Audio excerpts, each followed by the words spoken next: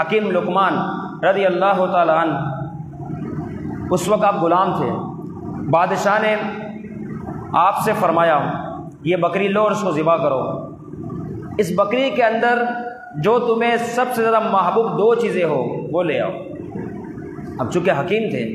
حکمت کے بہت زیادہ ماہر تھے، بادشاہ جانتا تھا۔ بادشاہ نے جب اس بات کو حکم دیا، حکیم لقمان رضی اللہ تعالیٰ عنہ جاتے ہیں، اس بکری کو ذبح کرتے ہیں، اس کے اندر سے دل اور زبان دو چیزیں نکالتے ہیں اور بادشاہ کی خدمت پیش کرتے ہیں کہ حضور میرے نزدیک سب سے بہترین یہی دو شے۔ کچھ وقت کے بعد دوبارہ بادشاہ نے حکم دیا کہ اس بکری کو لو اور ذبح کرو، اور اس کے اندر دو چیزیں ایسی جو تمہیں سب سے زیادہ بری لگے، سب سے زیادہ بدتر ہو، وہ دو چیزیں میرے پاس لے آؤ۔ بادشاہ کا حکم تھا، حکیم لقمان گئے، بکری کو ذبح کیا،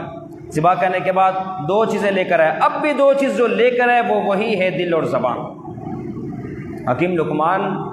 کی یہ ادائیں، یہ طریقہ، یہ طرز دیکھ کر بادشاہ نے کہا کیا بات ہے، سب خیریت ہے؟ کہ پہلے جب کہا کہ سب سے بہترین چیز لے کر آؤ تو زبان اور دل،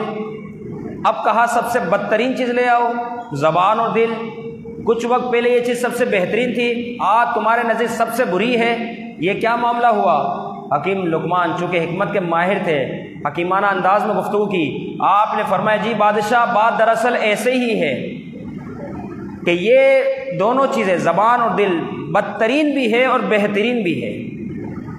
اگر یہ صحیح رہے تو اس سے زیادہ بہتر کوئی شے نہیں،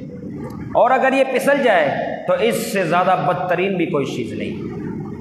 فرمایا